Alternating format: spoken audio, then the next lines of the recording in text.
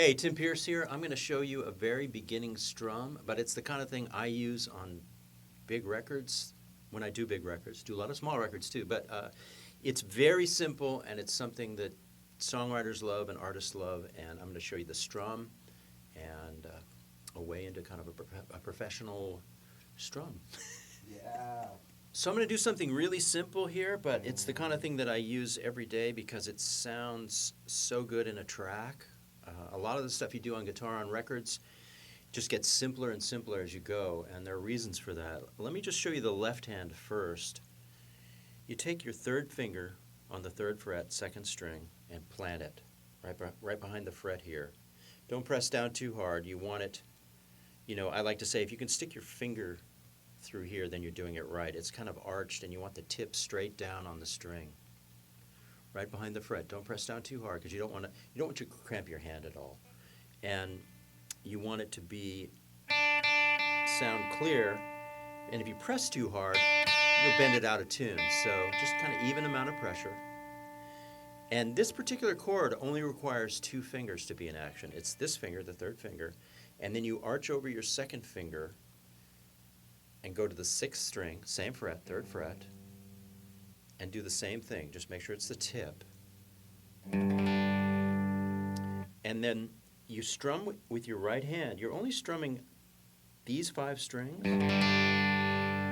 And there's something that's happening naturally that you almost don't have to pay attention to.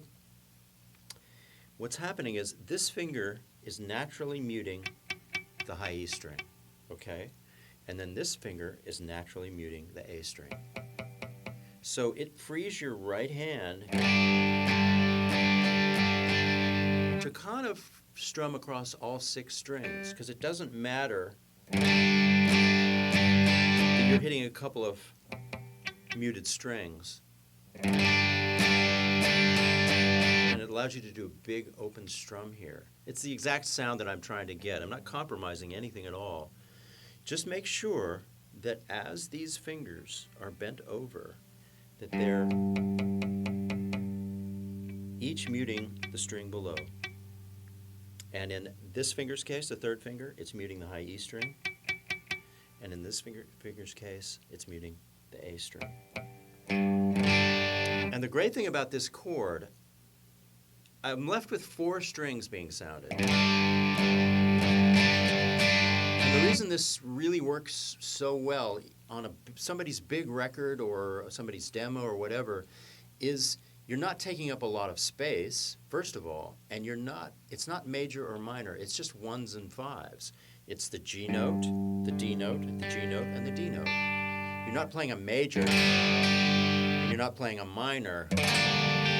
So it's just a kind of a solid, brother to the drummer or a brother to the bass player.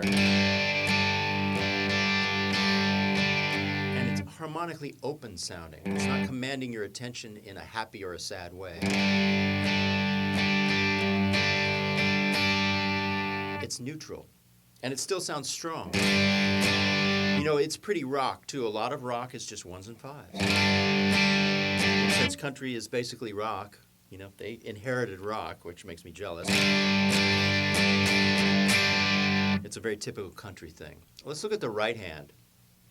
And I like to describe the right hand like it's a pendulum of a clock. A lot of the rhythm playing that I do just has the appearance of this. It's just back and forth constantly. And then what you do is you make choices on whether to strike the strings or strike air. Right? So, if I strike the strings on downstrokes and I strike air on the upstrokes, I get that. And the reason I keep it going is because that gives you the steady rhythm. If you count to 4, 1, 2, 3, 4, and move your hand like that, you're much more likely to stay in rhythm.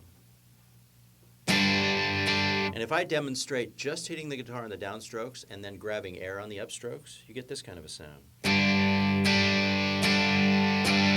If I count to 4 and keep it in rhythm, then we're hitting our goal. 1, 2, 3, 4. Then, if I do downs and ups, it sounds like this. 1, 2, 3, 4. 1, 2, 3. So, with the strum I just did with this,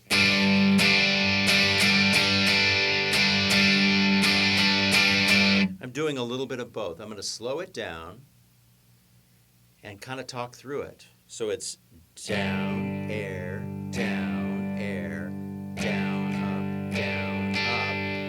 and then I grab air on this down, and then what happens?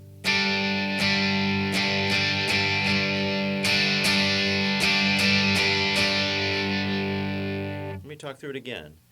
Down, air, down, air, down, up, air, up, down, air. I don't know if that's clear enough, but I'm going to speed it up and see if I can make it clearer. Okay. Yeah? Yeah.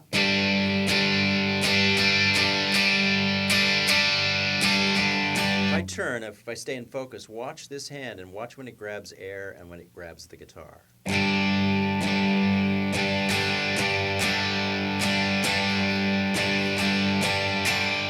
So, I'm going to try and speak it. Down, down, down, up, down, up, down.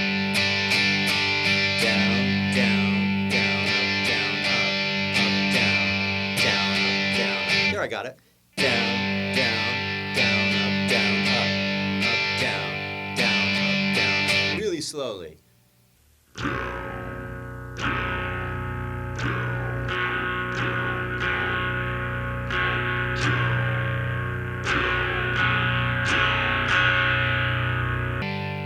So try and keep that in time. Play along with a metronome or a drum track. Or one thing you can do is just pick a song on the radio and just try and get the rhythm of the song. It doesn't even matter if it's the right key. But there are a lot of songs in G.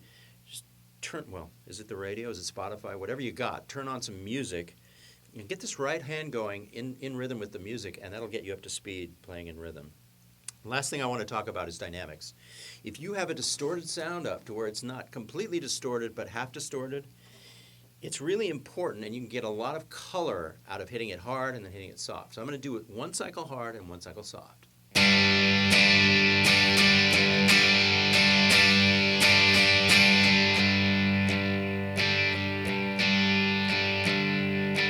Back to loud.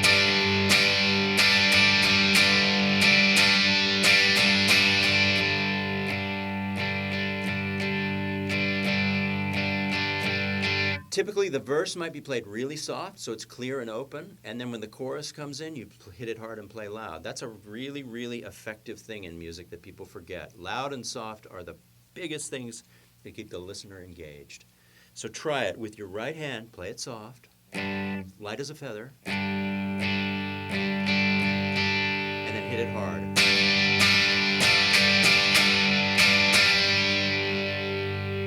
Then at the end, what I did, if you want to, take your little finger, squish it in on the high E string, 3rd fret, the last note I played, add it in the high G. That's a bonus.